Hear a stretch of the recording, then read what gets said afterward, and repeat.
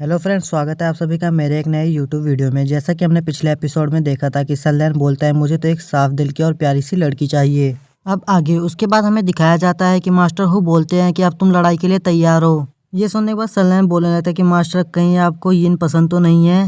तभी master who बोलते हैं जैसा तुम सोच रहे हो ऐसा बिल्कुल भी नहीं है। उसके बाद सल्यान बोलने लगता है कि क्या सच में आपको यिन पसंद नहीं है? मुझे तो लगता है आपको यिन पसंद है। और फिर सल्यान बोलने लगता है कि तुम सच बोलना, तुम्हें यिन का शरीर पसंद है ना? ये सुनने के बाद मास्टर हु गुस्सा करने लगते हैं और बोलने लगते हैं कि आखिरकार तुम कहना क्या चाहते हो। और फिर मास्टर हु बोलने लगते हैं कि तुम इन सब बातों को छोड़ो, तुम्हें याद है ना कि पहले क्या हुआ था।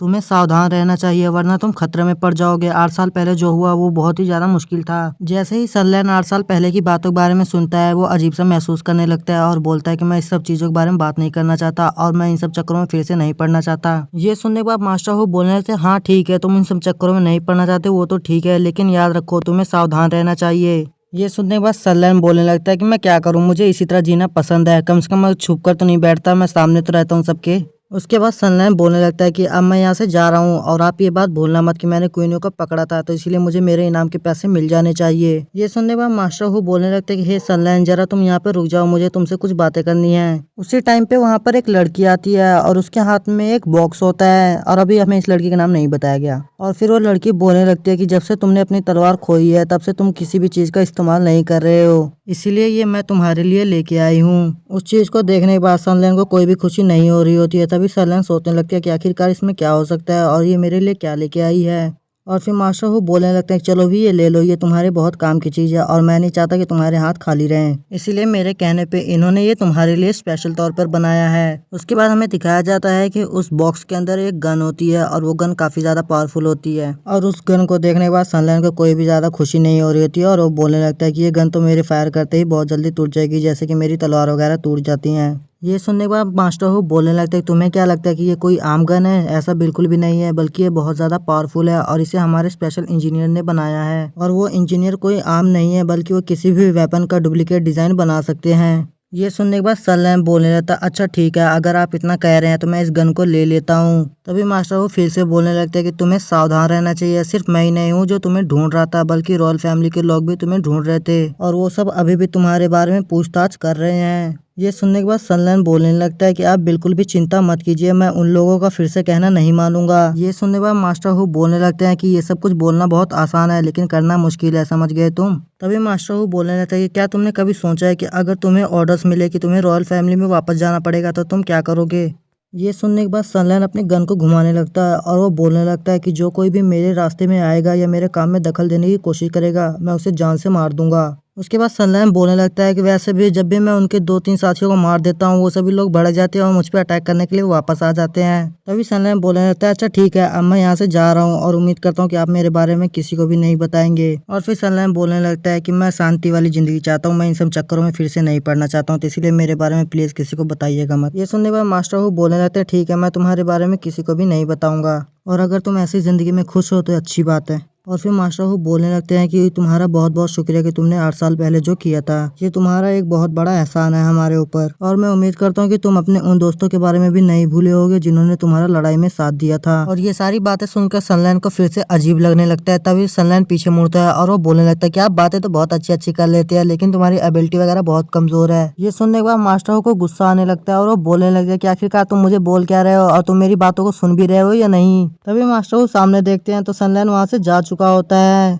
उसके बाद हमें दिखाया जाता है कि मास्टर वो अपने खिड़की के पास जाते हैं और वो बोलने लगते हैं कि सल्यान अगर तुम ऐसे ही जीना चाहते हो तो ठीक है, मैं तुम्हारे बारे में किसी को भी नहीं बताऊंगा। उसके बाद सीन शिफ्ट होता है और हमें मिंजाओ सिटी के स्पेशल पुलिस फोर्स का डिवीजन दिखाया जाता है और फिर हमें दिखाया जाता है कि कोई वहाँ पे मिस्टर हु की फोटो लेके बैठा होता है और वो मिस्टर हु के बारे में जानकारी इकट्ठी कर रहा होता है। उसके बाद हमें पता चलता है कि वो कोई और नहीं बल्कि पुलिस कमिश्नर होता है। पुलिस कमिश्नर बोलने लगता है तो तुम चाहते हो कि मैं इसके खिलाफ कार्रवाई करूँ? तभी कमिश्नर बोलने लगता है कि क्या तुम जानती भी हो कि ये 2 साल पहले आर्मी में था और इसकी एक खुद की गिल्ड भी है। उसके बाद हमें यिन को दिखाया जाता है। यिन कमिश्नर के पास आई होती है और यिन गुस्से में होती है। वो अंदर ही अंदर सोच रही होती है कि मेरी फैमिली में से किसी ने भी मेरी मदद नहीं की और यहाँ पे ये कमिश्नर भी मिस्टर हु की तारीफ कर रहा है। उसके बाद हमें दिखाया जाता है कि यिन कमिश्नर के ऊपर गुस्सा करने लगती है और वो बोलने लगती है कि कल मैं एक अपराधी को गिरफ्तार कर रही थी लेकिन ये बीच में आ गया और इसने उसे छुड़ा दिया। और फिर यिन बोलती है कि भले ही वो आर्मी में था, इसका मतलब ये तो नहीं कि वो किसी भी अपराधी को छुड़वा दे।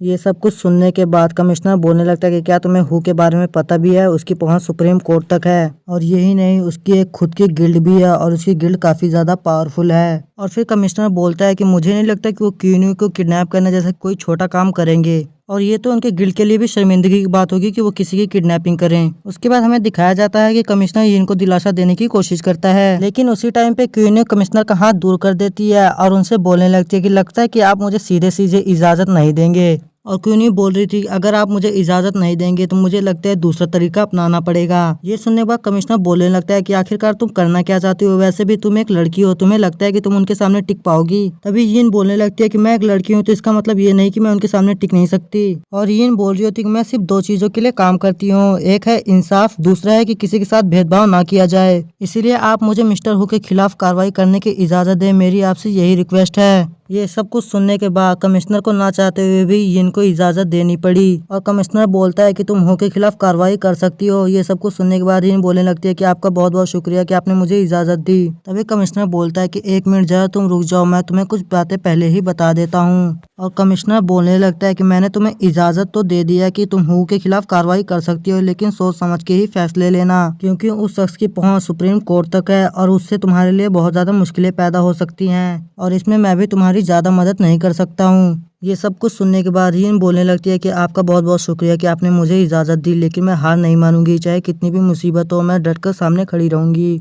उसके बाद हमें दिखाया जाता है कि यीन वहाँ से जाने लगती है। ये सब कुछ सुनने के बाद कमिश्नर सोच रहा होता है कि ये दूसरी लड़की है जो यहाँ पर आई थी और इस तरह की बातें कर रही है। उसके बाद हमें दिखाया जाता है कि यीन अपने ऑफिस में आ चुकी होती है और वहाँ पे उसके सारे सैनिक उसी के बारे में ही बात कर रहे होते हैं। वहाँ पर सैनिक बोल रहे होते हैं कि हे ये वही मैडम है ना जिनकी वजह से वो अपराधी भाग गए थे और वहाँ पे क्वीन की किडनैपिंग हुई थी। ये सब कुछ सुनने के बाद यीन गुस्से से बोलने लगती है कि क्या तुम लोगों ने अपना काम कर लिया है। यीन का गुस्से वाला चेहरा देखकर उसके सैनिक डर जाते हैं और बोलने लगता है कि मैडम हमने अभी काम नहीं किया, लेकिन हम जल्द से जल्द काम कर लेंगे। उसके बाद हमें दिखाया जाता है कि यीन अकेले बैठी होती है और वो वहाँ पे सोच रही होती है कि आखिरकार मैं ये सब कुछ कैसे करूंगी। यीन सोच रही होगी कि मुझे अपना सोच समझ के फैसला लेना होगा, क्योंकि कमिश्नर भी मेरी इसमें मदद नहीं कर सकता और मेरी फैमिली भी कोई मदद नहीं कर सकती। मिस्टर हु के खिलाफ कार्रवाई करते समय मुझे बहुत सावधान रहना पड़ेगा, क्योंकि उसकी पहुंच सुप्रीम कोर्ट तक है। मुझे सबसे पहले हु के खिलाफ सबूत ढूंढने पड़ेगा, लेकिन मुझे हु के खिलाफ सबूत मिलेंगे कहाँ से? शायद एक जगह है जहाँ से मुझे सबूत मिल सकते हैं। और फिर यीन हंसने लगती है और बोलने लगती है कि मेरे पास एक बहुत अच्छा प्लान है जिसकी वजह से मैं हु को आसानी से गिरफ्तार कर सकती हूँ। और फिर शिन बोलती है कि उसके बाद मैं शर्लिन को भी नहीं छोड़ूंगी। उसके बाद शिन शिफ्ट होता है और हमें मिस्टर हु को दिखाया जाता है। मिस्टर हु भी वहीं पर जा रहे होते हैं। उसी टाइम पे मिस्टर हु और यीन आमने सामने आ जाते हैं। दूसरी तरफ यीन के सैनिक यीन के बारे में ही भला बुरा बोल रहे होते हैं। ये सब कुछ सुनने के बाद यीन बोलने लगते हैं लगता है इन्हें सबक सिखाना पड़ेगा। तभी मास्टर गु बोलने लगता है कि मेरा भतीजा सनलाइन कोई भी गलत काम नहीं कर रहा है, तो तुम इस मामले से दूर ही रहो। और ये एपिसोड हमारा यहीं पे एंड होता है। तो मिलते हैं और किसी वीडियो में। वीडियो अच्छी लगी हो तो वीडियो को लाइक कर दो, चैनल पे नए हो तो चैनल को भी सब्सक्राइब कर लो।